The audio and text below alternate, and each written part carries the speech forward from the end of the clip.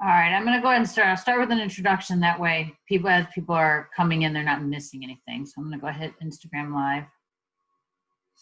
All right, so for those of you who are joining, if anyone's having trouble with Zoom and they're texting you or anything like that, let them know that I'm also doing Instagram Live, and we're recording it. We're going to post to YouTube, and we're recording the Instagram Live, so we'll repost it there. So there'll be all kinds of places to find this stuff. If anyone you know is missing out. But I'm Heather. I'm Coach Heather. So for those of you who have not met me yet, I don't coach a whole lot of classes. I do a couple mornings, and then I do Thursday evening. I am an old EAD vet. I actually started, EAD is my home. I started at EAD in 2009. And then I was there for a year, but I worked in the city. So I ended up over at a city gym for a while. It was an offshoot of EAD that opened up in the city. And then I've been kind of bouncing around since then, and I've recently found myself back home. So I'm really excited to be with you guys. And I'm really excited to kick off this challenge with you. I've done it a few times, and I've done tweaks and improvements every time. So you guys are getting a well-tried version of it. So it's kind of exciting. It's called the Live Fit Health and Nutrition Challenge. So it's not just about nutrition. One of the top goals of this challenge is to make everyday real life and to have this seamlessly be something that you can, once the challenge is over, carry into your everyday life. A lot of the times we get into these perfect challenges where you're doing a big overhaul, a cleanse per se, but then once it's over, we're not really sure how to incorporate that into everyday life. So this one is meant to more seamlessly blend into your everyday life. Sans some compliant items, compliant list items and things like that. But as far as the mindset goes, it brings in everything. It's not just about nutrition. It brings in lifestyle, good behaviors to help with your behaviors around food, and then also bringing in things like getting good activity in, community involvement. So kind of the whole big picture. Nutrition and fitness are part of the larger fabrics of our lives, and it's meant to accommodate that and not treat it so much like isolated from everything else. So what my plan is today, just to set the table, is to go through the rules of the challenge and then open it up to you guys for any specific questions you might have. And then after that, completely separate from the scoring and what foods can I eat and sort of the minutia of the challenge itself, I just want to get into some general nutrition tips in the vein of, yes, we're in a competition where we're trying to follow the rules, but we're also trying to improve our nutrition and our overall health, and how can we do that outside of points. So I want to kind of get the point stuff and all that clarified so that we don't confuse the two, and then move into stuff that doesn't have anything to do with points but has everything to do with health and nutrition. So I think we're ready to get going on that, Jeff. All good? You guys can hear me? Everything okay? Everything good? All right, great. So I'm just going to go through the challenge. So I want to start with the format of the challenge first. So let's start with dates. Important dates are, you have to weigh in by Saturday, October 17th. Saturday, October 17th is the deadline. And the reason I made it after the start date is because, well, one, it's in your best interest to be your heaviest self if you want to be the biggest loser. So there's no real incentive to hold off weighing in. So that's why I like to give people, just a little bit of extra time. I usually have a lot of people entering the challenge the first week it starts, where they just start hearing the buzz about it, and then they decide to just go in and do it during the first week. So I like to leave that a little bit loose, so to give you a little more time. So you do have until Saturday, October 17th. You must weigh in on the EAD scale with a coach present. So it can be any coach, it can be before your class. You just have to run in the back real quick and take your weight. It can be after class. And then the other thing you need is, we have an Omron, which is just a handheld device. Just kind of hold it out like this, and it gives you a body fat percent. Now, there is a gradient of error with any kind of machine that's going to give you a body fat percent, any kind of scale, etc. The scale at EAD might not match your scale at home. These devices are measurable mostly against themselves. It's really hard to know your exact weight and your exact body fat percent, but we're going to compare it on the same machines, and that way everyone's on the same machine. So don't worry so much about the specific numbers on those machines and how they compare and to other things you've done. It's just really using these and comparing change over the next 6 weeks.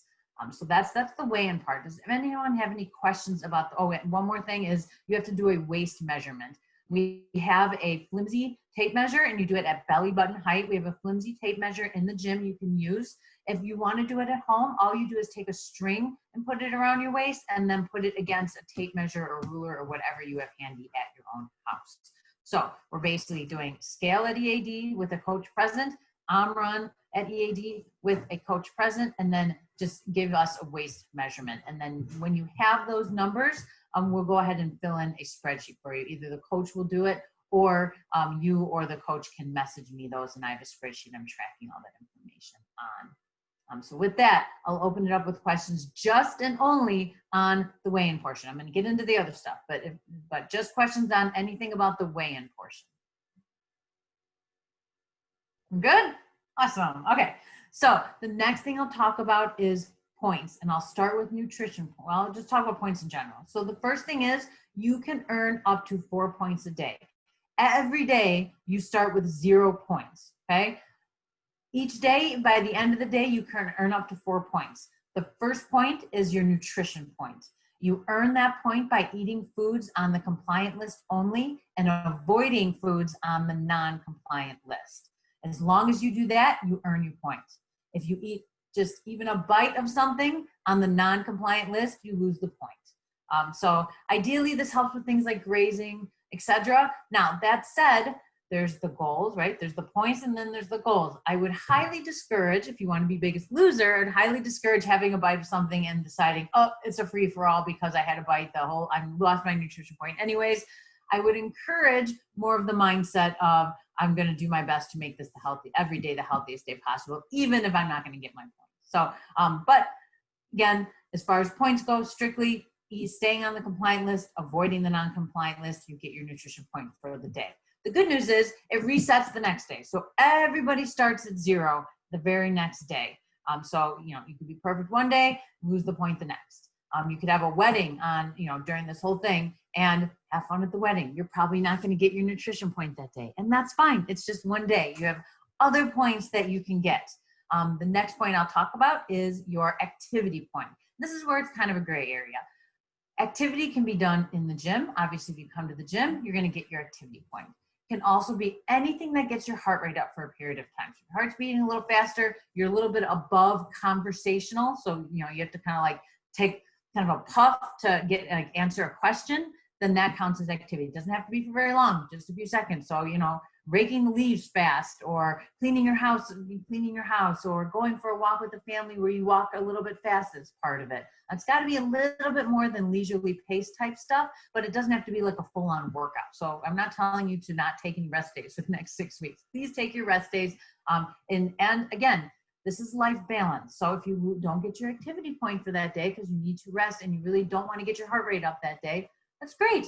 Just make sure to focus extra hard on nutrition and kind of find that balance. Balance is going to be a huge thing we focus on for this whole thing. So activity point is just that. You have to do something that gets your heart rate above conversational at some point in the day. Obviously, going to the gym is an easy gimme. So then that's your activity point. The next one is community engagement. Community engagement is participating on our Facebook page. It's a really fun part of the challenge, and it's really just to get motivation to get people there so I can, one, give information, but also to have us all interacting with each other. And on there, it's not going to be split into teams. You guys can certainly root each other on by team, but really we're all a big team, all rooting for each other. So while you can also, we can kind of poke fun and have some fun with the competition part of it, we all want to be mostly supportive on the Facebook page. Community engagement you do not get your point if you just like things. You can't just click like. It's got to be an actual comment, or it's got to be an actual post. You can just comment and that's enough, or you can make an actual post. Either one gets you that community engagement point. And then the fourth point is a changing behavior, healthy behavior habit challenge of the week. And that will change every week. Week 1 is going to be get 80 ounces of water. And I haven't decided exactly how I'm going to distribute that. It's either going to be via email, Instagram, and Facebook. I mean, it might be it'll be a little bit of everything. I'm basically going to make sure you guys know what the healthy habit challenge is. I want to put it out on Friday or Saturday. That way, because one of them has to do with like eating vegetables. I don't want to put that out on Sunday when everyone's already done the grocery shopping. and then they have to go out and buy more groceries. So I do want to give you the Healthy Habit Challenge for the following week on Friday or Saturday, so you guys can do whatever preparations you need to do for the Healthy Habit Challenge. But a good example is drink 80 ounces of water a day. Every day you do that, you get a point for doing that. So, and then the next week, we hope you carry over the drinking 80 ounces of water, but that stops being a point thing, and then you'll get your next Healthy Habit Challenge, and that'll be your point for that week. Any questions about those 4 points, individually or as a whole or anything like that? All right. So can people get? I hear somebody. No? It's me. It's Kate. Hi. Hi, Kate. What's your question? Can people, if they're not on Facebook, get community points? Yes, that's a great question. I'm going to deal with that individually. So yes, if you're not on Facebook, please contact me via email or text, and I will figure something out specific to you based on what you are on. So yeah, you can get your community point if you are not on Facebook. As far as points go, you're going to get an email every week that's going to have you put in your points, and that will automatically populate a spreadsheet. It'll be a Google form. It'll basically be an email with a Google form link. You click on it and you put in your points. It's going to be I'm going to ask you for in your total points in each category and then the total. So you can track that however you want. I just want one number. I want you to do your own math. I just want one number for the whole week for each of the categories. And then, but no one's going to see that but me. So as far as like being worried about disappointing your team or anything like that, you won't. They won't know. All anyone is going to see is the point total for each team. No one's going to know what each individual person is doing but me. And I only like to know because it just helps me kind of see how people are doing. But nobody else is going to know that. So there's no way anyone's going to zero in on you or blame you for anything or give you a hard time about anything or start slapping food out of your hands or anything like that. That'll only be me that knows everybody's points. Okay, so then the next caveat is extra credit. If you get, just to kind of put more of an emphasis on the nutrition portion of this, if you get all of your nutrition points, so 7 nutrition points for the week, weeks start on Monday and they end on Sunday. If by the end of Sunday you have gotten all of your nutrition points, add 3 points to your total. Add 3 points to your total. And I'm going to have that as kind of a yes or no drop down. Did you get all of them? Yes or no? And then it'll add it. So that's your potential for a bonus. This is something usually people by the end are like, I am determined to get a perfect week and get my extra credit. Just to give you an idea, that's a huge accomplishment to have a perfect week and get the extra credit. So a lot of people who are doing this challenge are not being perfect every single day. So that should alleviate some of the pressure you might feel, but also give you a little bit of motivation. That's kind of the goal there. All right. And then the final thing is meal plans. So you will get meal plans. It's really just recipes, and I'll give it to you in a format that is kind of like shows you how to arrange your week if you were to follow it, and you can do it week by week and follow the meal plan guidance, or you can just pull the recipes and try things you like. But you'll get that as well with your materials. That'll be part of it. Now you'll be able to find that in Facebook files, and then it'll be distributed via email as well. All right. I think that's pretty much it as far as the challenge goes. Your other date is that it ends. So it starts October 12th on Monday. You start scoring, and it ends November 21st. Saturday, November 21st is the last day you'll score. Entering scores on Monday the 23rd for your last time. Monday the 23rd will be your last scoring day. Going right into the holidays. So there'll be 2 winners. One will be the winning team, and that's the team that scores the most points. And then the other is a single person, and that's going to be the biggest loser, and that is going to be based on body fat percent. Body fat percent. So whoever loses the highest body fat percent will be the biggest loser. Prizes to be determined. So I will announce that once we determine that, but we haven't figured that out yet. There will be prizes for team and individual though. So that's it. I'm just going to open it up to questions about the challenge at all. Any questions? So, hi, Heather. This is Bob. Can you hear me? I can hear you, Bob. Okay. My question is, I think I already know the answer to it, but yeah. You don't have to follow the meal plan, right? Like no, you do not. It is purely, it's purely just an extra, just a gimme. Just a resource, just to guide you. But yeah, no, you do not have to. You can ignore that plan altogether. Absolutely. Thank you.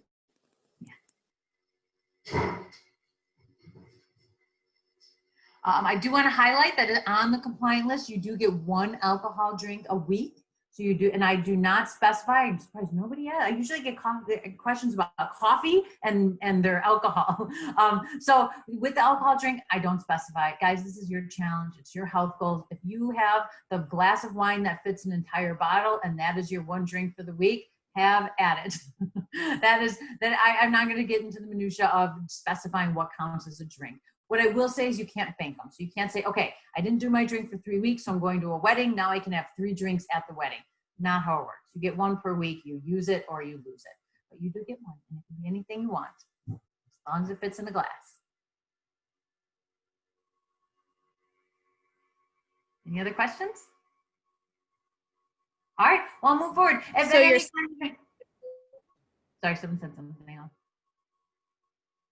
Nothing? Sometimes I can't tell my 1 drink in. What?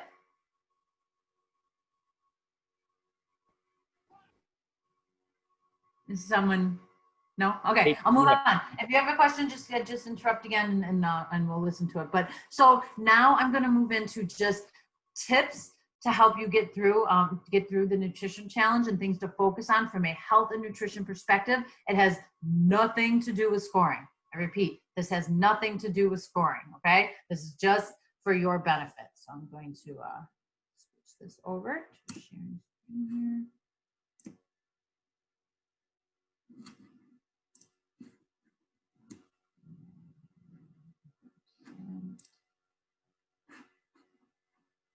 All right. So I'm going to give you guys this slide deck. So I'm not going to spend too much time, but these are just some people I've worked for. I'm a certified nutrition coach, and I work for a company called My Body Tutor. So these are just some people I've worked at with My Body Tutor. And then the last CrossFit gym I worked at was Factorial and Skokie. And these are some people I worked with at Factorial. So just some of this is from Challenge People. Some of it's from my custom program that I do. My credentials, CrossFit Level 2 coach, Precision Nutrition, and SWC certified body comp and sports nutrition specialist. I've been doing this for I've been fitness coaching for 11 years and nutrition coaching for about 10 as a full-time job, though I've been doing it as a full-time job for about 3. And still even then, now is probably my big shift over to primarily nutrition coaching with fitness coaching more secondary. I just kind of made that switch. This is the big thing to remember. You can't out-train a bad diet. We get way too much in the habit of trying to do, burpees for cookies. And it really just doesn't work that way. The foundation of overall good health is nutrition, and then you layer in the fitness stuff on top of it. This is probably a classic triangle you've seen before: metabolic conditioning, your Metcons, gymnastics, and that's not just, our muscle ups and our pull ups and our things like that, but it's also just, everyday life, the playing with your kids, things like that, weightlifting, and again, that's in the gym, but that's also moving, yard stuff across the room, being able to move furniture, any kind of resistance that you're able to do. Jumping is, can be a form of resistance, and then sport, just kind of the game of life.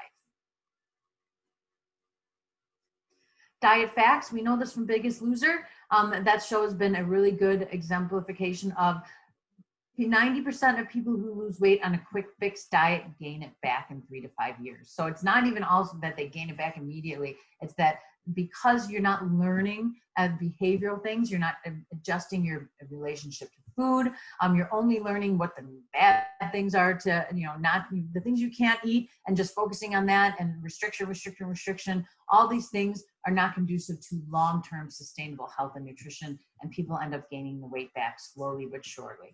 So we want to avoid, and that's why I don't like to do the 6-week like cleanse type stuff. I like to do the 6-week, okay, let's focus on foods to eat just to make some rules, but let's really focus on everyday goals and having overall health and overall nutrition. Too many people are trying to win the Hunger Games. If you're just thinking I have to eat less all the time, and you're hungry all the time, willpower, you'll hear me say this over and over again, willpower is a finite resource. It runs out for everybody. It's not that you have to be stronger or do better or just not eat the things that you're not supposed to eat. It's never you, it's your strategy. Okay, and willpower is not the answer. Being hungry all the time is not the answer.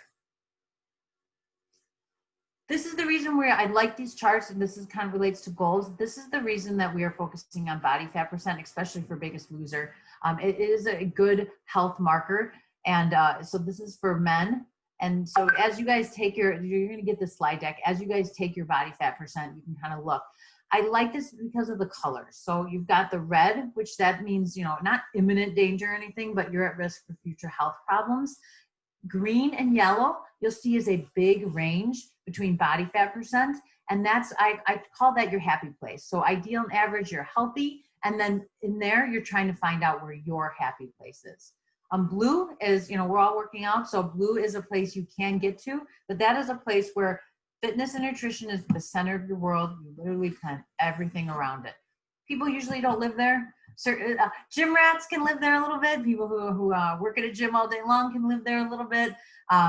Athletes, people maybe if you're getting ready for a wedding, something like that, it's a little more temporary, but you can do it for a short period of time. It's not extremely common, and it is definitely more extreme overall to be in that blue area. But green and yellow is where you kind of want to, where everyday average people just trying to live life, that's where you want to kind of play and figure out where your happy place is. So that's the men. Men and women are different. So men, women.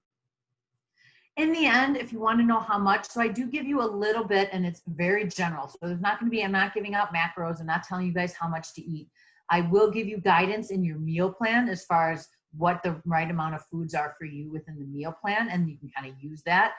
But as far as just general guidance on a good way to approach your food is 3 times a day. Now you don't have to eat 3 times a day, but just thinking of the portions, 3 times a day, thinking of your plate as being half veggies, especially your leafy greens, a quarter of it you want to be your starch, and then a quarter of it you want to be your protein. Now, plates are not all created equal. They're not all the same size, and we don't always separate our food this way. It's kind of all mushed together. But another way you want to think about it, and another way is obviously, your husband and wife, your husband and your wife, you guys can both have that same plate, but you shouldn't obviously eat the same amount of food. And that's where I really bring in hands a lot. Hands are a good measurement because they're portable. They're always with you. Not everyone's going to whip out their handy food scale at a restaurant or a baby shower, things like that, but you can always use your hands. So palm-sized portion of protein is a good go-to. Now, obviously, thickness is different. I like to think of this kind of as surface area. So palm-sized serving of protein, surface area, thickness is going to vary. And then you want to think 2 fists of veggies, 2 fist-sized serving of veggies at least, but veggies are unlimited. The only thing you really have to limit it with vegetables is what you put on them. Then thumb version, 1 thumb of fat.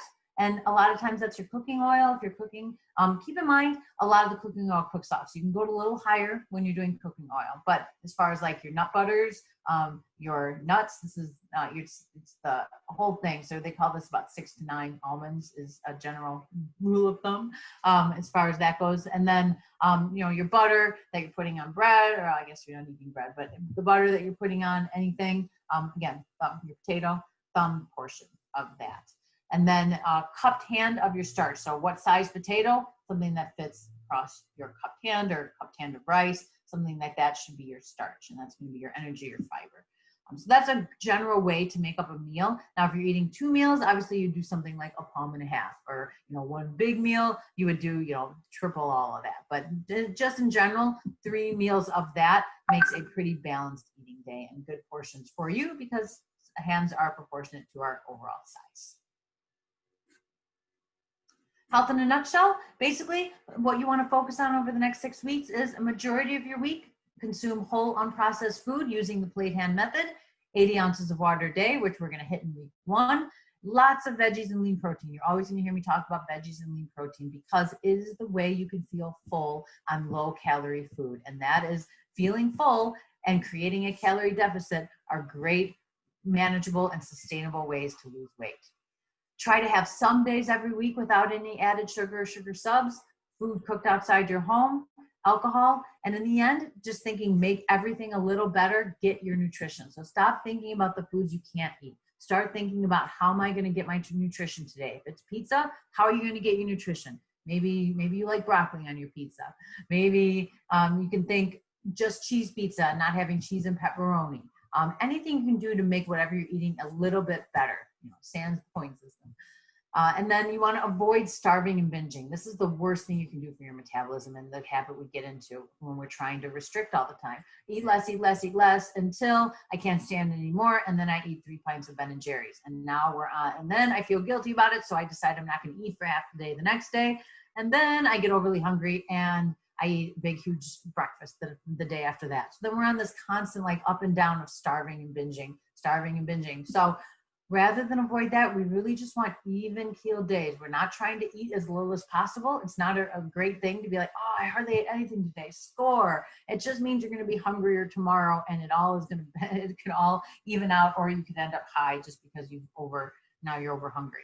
So avoid weighing yourself every day. Some people do this and they like the data. It gives them comfort. That's the minority. For a majority of people, it sets up your day to one, either be a little bit crabby because your weight's higher than you thought, and then you undereat to try to lose that whatever weight you perceive that you gain, or even worse, you've lost some weight and you want to hold on to it, so you're scared about everything you put in your mouth because you really like seeing that number on the scale. Our weight fluctuates a lot day to day. Give or take a few pounds in either direction on a day-to-day basis. So it's really not good data. And also, I get this a lot. Oh, I weighed this yesterday and I weighed this today. What did I do wrong yesterday? You might just be holding water. It could be hormones. What you do today is not going to affect the scale tomorrow. What you do today and the next day and the next day and the next day and the next day for the next week, maybe 2 weeks, might affect the scale 2 weeks from now. So expecting immediate gratification from numbers on the scale is a losing game. You want your immediate gratification come from eating healthy, from feeling less bloated, from feeling more energized, and really focus on that as far as success goes. And then the numbers will come. Happy and healthy always looks good. That's another thing I like to tell people. Put it on a plate. We're going to hit this in our behavior challenge, so we'll talk more about it then, but it's a good thing to think about as far as grazing. Always eat everything off, not directly from a bag or the thing it came from, but put it on a plate. Too much into that. Oh, look, who's that guy? Who's that guy? That's Josh and my daughter. But they sleep and stress, which that picture encapsulates, because that was a stressful moment when I just had Ruth and Josh took care of it. And oh, look at all that stress relief in that picture. But the best thing you can do for overall health, and we will hit this too, sleep in our behavior challenges, is getting enough sleep. And it's usually the first thing we give up because we want to work out and we want to cook and we need a meal prep and we want to do all the things. So sleep goes right out the window. But I promise you, it's hard to make healthy decisions when you are tired. It's hard to make any decisions when you're tired. It also messes up our metabolism. And anytime we put our body into distress, we tend to hold on to fat a little bit more because fat is a protective layer. Sleep is important. Yeah, it's the most important thing. We talk a lot about balanced meals. Carbs, proteins, and fats make a balanced meal, and that's what you want to have. And the reason that works is it makes it so your metabolism is nice and even keeled, making your energy nice and even keeled, and your hunger nice and even keeled. It stops all the dips and spikes that high sugar, highly processed food causes. So this is just a guideline. Again, I'm going to give you guys this, so I'm not going to go over this in grand detail. Processed foods. Processed food is any food that has a list of ingredients. It doesn't exist naturally in nature. There's nothing evil about processed food. There's no food you can't eat. There are no bad food. People are like, can I have this? Can I have that? You can eat whatever you want. You're a grown-up. There's nothing you can't eat. There's reasons to avoid processed foods. There are foods that help us towards our goals, and there are foods that make our goals more difficult. Processed foods make goals more difficult. That doesn't mean you can't make it work for you and figure it into a healthy lifestyle, but it is more difficult. Processed foods digest faster, and they're usually more caloric because they're pounded down and they're more dense. So you've got a double whammy there. One, it's more caloric, and then two, it doesn't leave you full as longer, so you're likely to eat more calories. So those are the main kind of real simplified reasons of why processed foods are so heavily avoided when you're trying to be at a deficit. And then Heather, real quick, what about like protein powders and stuff like that? Protein powder is fine. I mean, protein powder I like, depends on your purpose. A lot of this stuff depends on your purpose, but protein powder is fine. As far as the challenge goes, protein powder is fine. I like to keep protein powder for the exact reason. So it's pounded down, it processes fast, in liquid form especially, which is why it's extremely valuable after your workout, because that's when your muscles need it. They need that quick hit, and they need it to process fast because it helps recovery. So that is why that processed food works well right after a workout, and why it is less valuable if you're having it at other times. Now, if you're having protein powder with like a heartier, thicker shake, that's more like a meal, that's better because because you're mixing it again with non-processed stuff, so it's going to slow digestion, it's going to leave you fuller longer, and you're getting your protein. That said, I'm always a bigger fan when you can is of eating real food protein. So even after your workout, you get your quick hit of protein from your shake. Having a full, well-balanced meal is still even better for you for recovery, doing both, not one or the other, but actually doing both. Did I hit the main points of that, Jeff, that you were thinking of? Absolutely. Yeah. So there are no bad foods. In that vein, all these foods are 150 calories. So, as far as calories in, calories out go, they're all essentially the same. Sort of, with some nuances, but let's just call them essentially the same. But you can see that the strawberries, oranges, and bell peppers, if you're really hungry, that might actually fill you up. You might actually have trouble finishing that plate. Same thing with the one next to it. The one below it, the little cookie, is it likely you're going to get full from a 150 calories of cookie? Not likely. You're likely going to eat more food. Same thing with the potato chips. Nothing wrong with either of those. They're the same calories. It's just you're not getting your vitamins and nutrients, and you're not really in the end feeling full. The seed and quinoa cracker, it's one little cracker for 150 calories, totally nutritious, compliant even, but will that fill you up? That this is where certain foods meet our goals and certain foods less so. If you wanted just a little something and that tastes good, it works. You can eat it. You can eat it. Same thing with the rice and quinoa crackers and the guacamole pack. Compliant, very healthy and nutritious, but a lot less food than the vegetables and the fruit. Not necessarily better or worse. None of these are better or worse.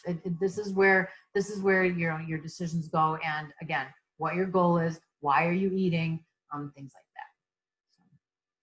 Enjoy your food is really important. To enjoy your food. Nobody wants to eat chicken and broccoli every day. Hence the meal plans, to give you some ideas on how to spice it up, how to enjoy your food.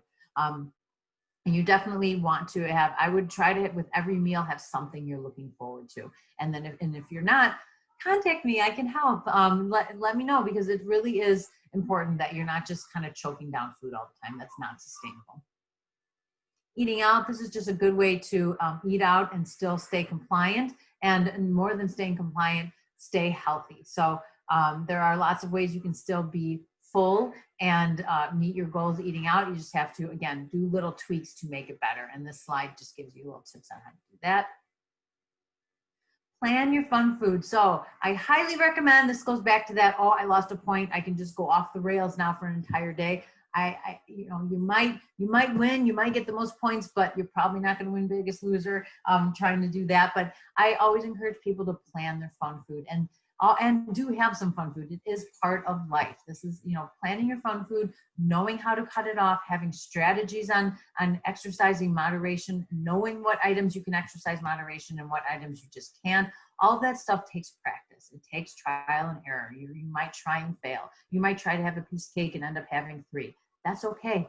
When we're not progressing, we're learning. You can learn a lot from that experience. And then we can also improve upon your exit strategy. That's where your Facebook group can come in handy. I tried to just have my one treat and I ended up eating way too much. What are some strategies you guys use?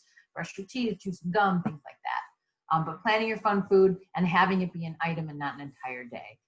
Some things with alcohol, sticking to low calorie mixers. There's a big difference between having, like a glass of wine or a vodka soda compared to like a mojito or a martini. You have a lot of empty extra calories that aren't alcohol related with something like a martini. If you want to have alcohol and still kind of focus on your goals, then you want to focus on not adding useless calories to them. Something must change, but not everything. It's important to layer in changes when you're trying to think about sustainable eating. And this can kind of go, obviously with a challenge, you're doing a little bit more at once, but this is a good thing to think about as you wean off of it. Not everything needs to change with your everyday life. You can take things one step at a time. I like to really encourage people to think of 90% goals. When you make a goal for yourself, ask yourself, are you 90% sure you can achieve this? If the answer is no, you need to pare down your goal a little bit more. Have maybe a smaller baby step and lead up to the bigger goal you're not sure you can hit. We do best layering in success. Everybody wants success. All you do is frustrate yourself if you make lofty goals that you can't meet.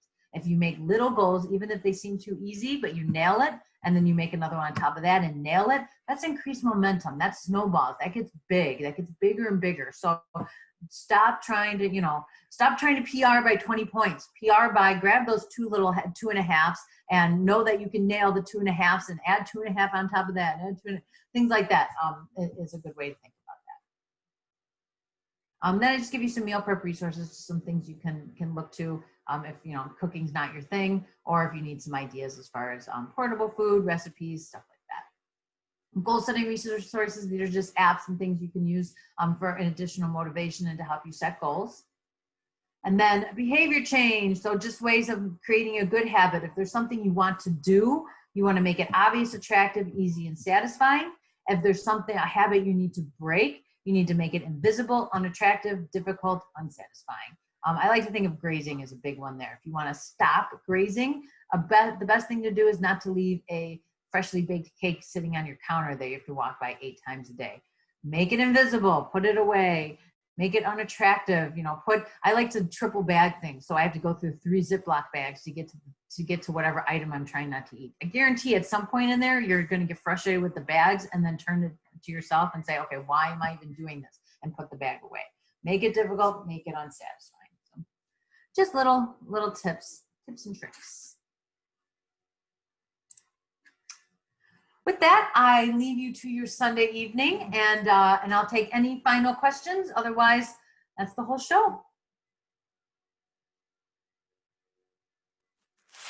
All right, guys. So this week you have to get your weight, your body fat percentage, and your waist measurement to me or another coach, and we'll start the following Monday. And you guys will get an email from me I'll call it Friday or Saturday before we start, with everything that you need and just in your Facebook group and all that kind of stuff. So Friday is the day you're going to hear from me on the big kickoff and with materials, etc. Don't hesitate to contact me. I'm happy to answer any questions. All my information was distributed in the email and stuff, and I don't want to give it now because I'm on Instagram Live, so I don't know who's listening. But so don't hesitate to contact me with any questions, concerns, confusion at all. That's it. Thank you. Yep. Bye, guys. Thank you.